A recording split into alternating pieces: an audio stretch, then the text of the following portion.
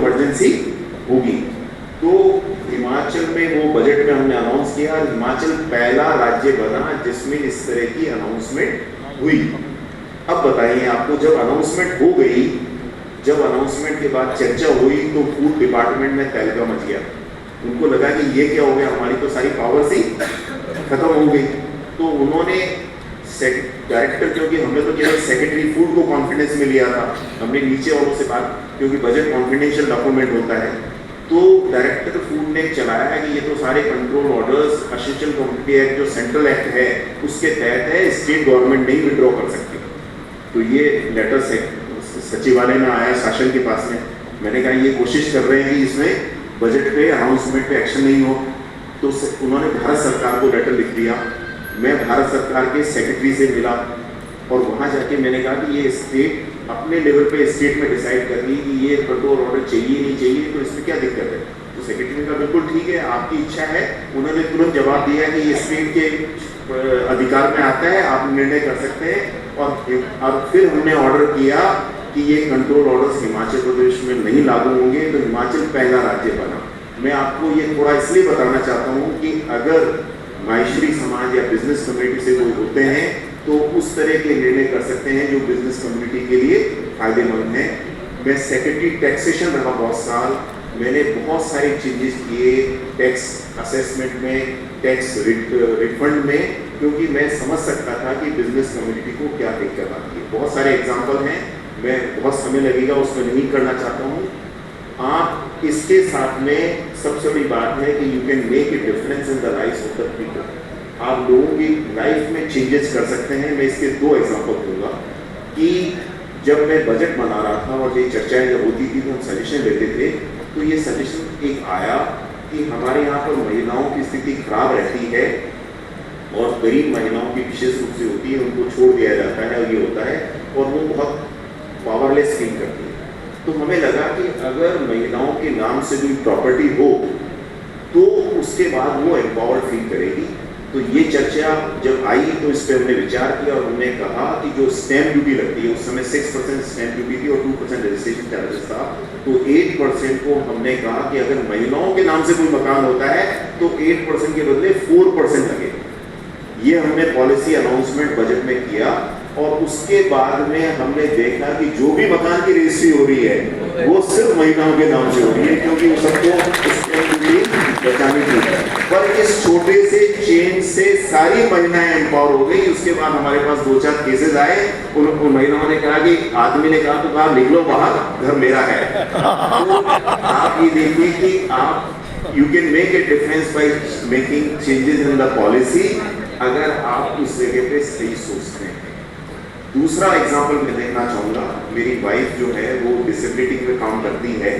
तो डिसेबिलिटी के बारे में अगर आपने देखा होगा तो सब जगह पेंशन मिलती है, जैसे विडो पेंशन मिलती है वैसे डिसेबिलिटी की पेंशन मिलती है।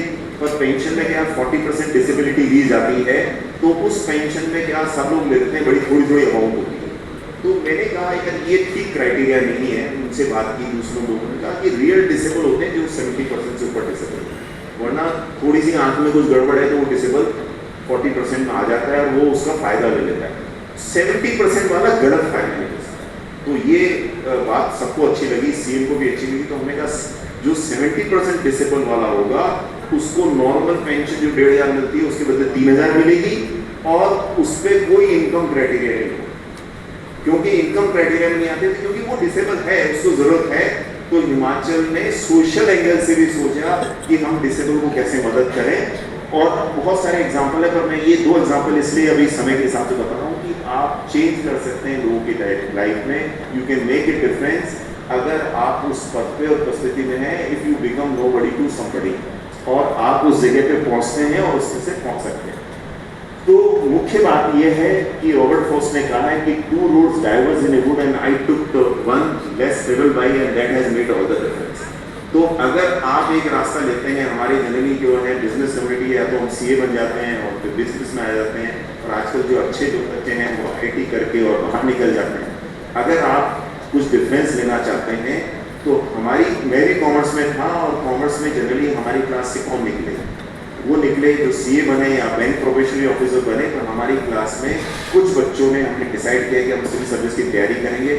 उस समय भी कोई सिविल सर्विस के बारे में जानना नहीं था, तो मैं तो बात कर रहा हूँ 83, 84 की। अजमेर में कोई नहीं जानता था, पर हमने तैयारी की और उस क्लास से एक ही क्लास से 5 बच्चे सिविल सर्विस में आए, because we took a different path. तो ये इम्पोर्टेंट है, जब आप इस तरह से बनते हैं तो आपका नाम भी आता है कि आप कुछ बने हैं। ये मैं आपको फोटो दिखाना चाहूँगा। हमने ग्लोबल इन्वेस्टर मीट की हिमाचल में, और हमने माननीय प्रधानमंत्री महोदय को बुलाया। मैं उस समय मुख्य सचिव था। इस फोटो में जो सबसे लेफ्ट में जो हैं वो उस समय हमारे मुख्यमंत्री थे जयराम ठाकुर जी। उनके जो साथ में पीछे टोपी में हैं वो बंगारू दत्तात्रेय, जो अभी हरियाणा के गवर्नर रिटायर है, उस समय हिमाचल के गवर्नर थे। और मेरे इधर जो साइड में हैं वो उस समय इंडस्ट्री मिनिस्टर हिमाचल प्रदेश के थे। और प्रधानमंत्री से बात करने का मौका किसको मिल रहा है? वो उसको मिलता है जो नोबडी से समबडी बनते हैं और उसको कंडक्ट करते हैं। तो ये बहुत सारी चीज़ें आपको मिलती है अगर आप इन टॉप सिविल सर्विस में आते हैं। तो आपको लगेगा यार हमें तो बन ही जाना चाहिए, बड़ी चीज़ें मिलती है, पर इतना आसान नहीं है। अंकित ने बोल दिया है, पर आप ये नहीं मानिए कि इतना आसान है। इसको करने के लिए कुछ आपको सेट पैटर्न्स को फॉलो करने पड़ेंगे, तभी आप यहाँ तक पहुँच सकते हैं। आप कल सोच लें कि हो जाएगा, एक दिन के मोटिवेशन से कुछ नहीं होगा। ये परीक्षा का पैटर्न आसान है, परंतु प्रोसेस जो है और जो तैयारी का तरीका है वो मुश्किल है। और उसी के लिए मिशन आईएएस काम कर रहा है कि वो आपको बताया जाए कि आप वहाँ तक कैसे पहुँच सकते हैं।